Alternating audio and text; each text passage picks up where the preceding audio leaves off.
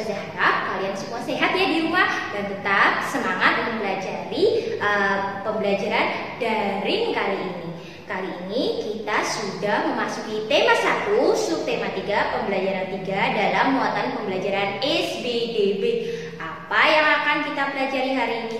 Kita sama-sama akan belajar karya imajinatif 2 dimensi. Sebelum itu, siapkan alat tulis kalian, BBD kalian, serta buku tulis kalian. Kita awali pembelajaran SBDB dengan baca basmalah bersama. Bismillahirrahmanirrahim. Apa kabar kalian pagi ini? Semua sehat kan? Sudah sarapan? Sudah sholat duha? Jangan lupa terus semangat ya, walaupun pembelajaran kita hanya lewat daring. Apa sih karya imajinatif 2 dimensi? Apa sih karya imajinatif 3 dimensi? Yuk kita bahas bersama. Kalian tahu tidak karya 2 dimensi? Karya 2 dimensi hanya adalah sebuah karya yang hanya bisa dilihat dari arah depan dan hanya punya panjang serta lebar. Contohnya foto kalian. Kalian di rumah punya foto, ada lukisan, ada poster-poster itu seperti yang di jalan-jalan, iklan-iklan itu. Nah, ada batik, kain batik. Nah, kemudian ada gambar. Kemudian ada kolase, misalnya kalian membuat kolase dari biji-bijian, sudah pernah membuat di kelas 1. Nah, itu merupakan karya imajinatif 2 dimensi, hanya punya panjang dan lebar dan hanya bisa dilihat dari satu arah. Nah, kalian lihat ini adalah sebuah lukisan. Lukisan hanya bisa dilihat dari arah depan, dari arah belakang tidak bisa terlihat karena hanya bisa dilihat dari depan, hanya punya panjang dan lebar.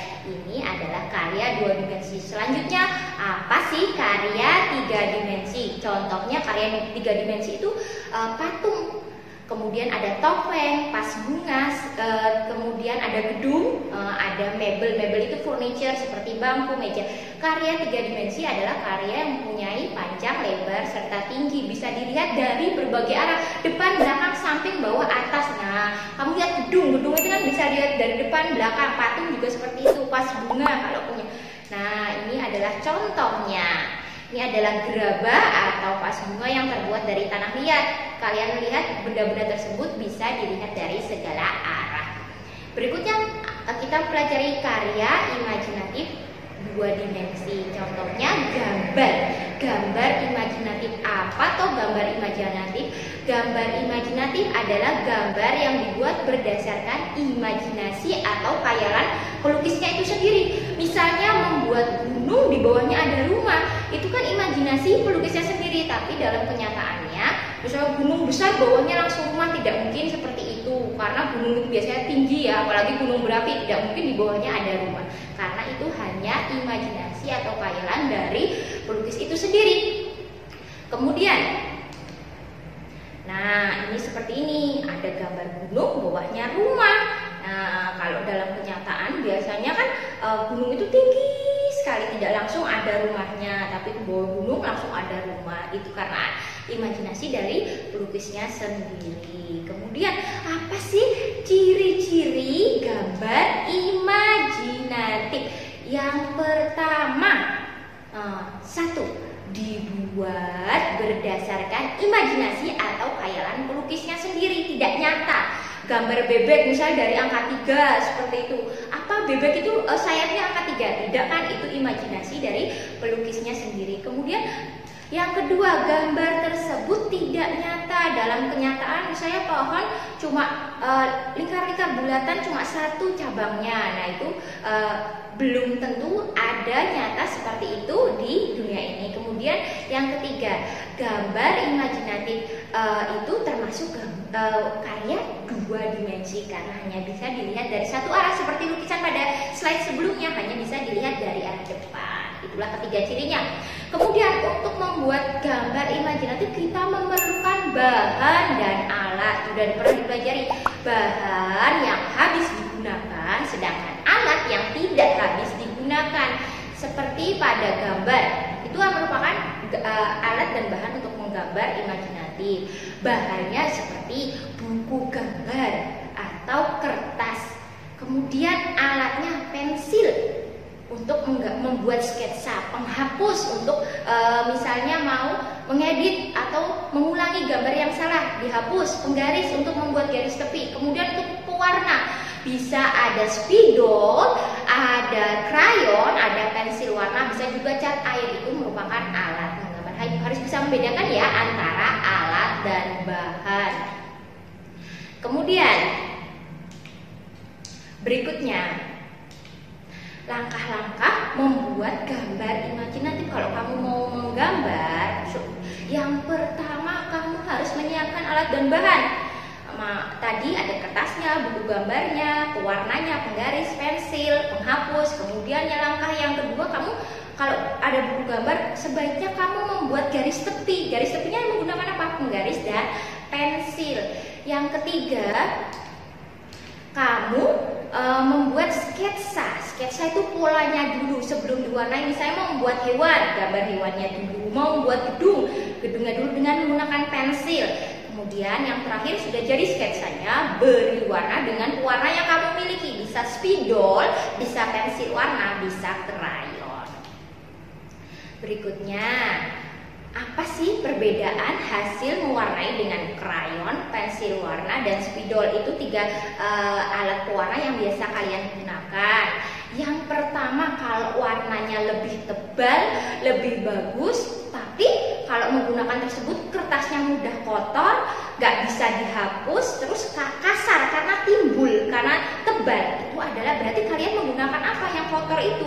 Menggunakan krayon. Makanya biasanya ketika kalian menggunakan krayon untuk mewarnai, kalian biasanya menggunakan kertas tisu ya, biar tangannya tidak kotor serta warnanya tidak tercampur. Nah itu walaupun warnanya tebal, bagus krayon itu, tapi biasanya kertasnya mudah kotor. Kemudian ada lagi pewarna yang warnanya itu halus, tidak mudah kotor, bisa dihapus, kemudian teksturnya halus, buku gambarmu tetap tidak bergelombang, tidak timbul karena tidak tebal, kemudian terlihat putih-putih. Berarti kamu itu menggunakan pewarna yaitu pensil warna.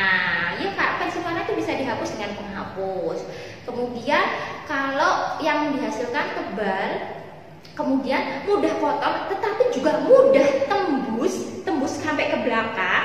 Kemudian teksturnya halus, berarti kamu menggunakan spidol. Spidol itu kalau tidak hati-hati dan kertas yang kamu gunakan tipis, biasanya spidol itu bisa malah bolong kertasnya. Jadi bisa membedakan ya, kalau tebal bagus tapi mudah kotor itu krayon, halus bisa dihapus pensil warna, kemudian tebal tapi tidak kasar tapi tembus itu spidol. Itu tiga perbedaan antara alat pewarna spidol, krayon, dan pensil warna.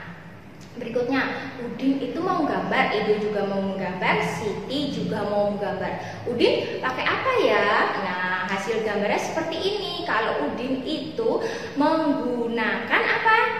Menggunakan apa? Betul, Udin itu menggunakan pensil warna, Edo menggunakan spidol, kemudian Siti menggunakan krayon. Terlihat ya perbedaannya.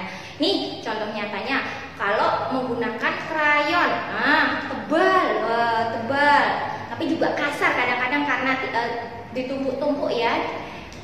Kemudian ini menggunakan pensil warna lebih halus, lebih rapi, ya tuh ada putih-putihnya. Nah, kemudian ini menggunakan spidol. Spidol itu tebal juga, tapi kalau tidak hati-hati mudah tembus sampai belakang.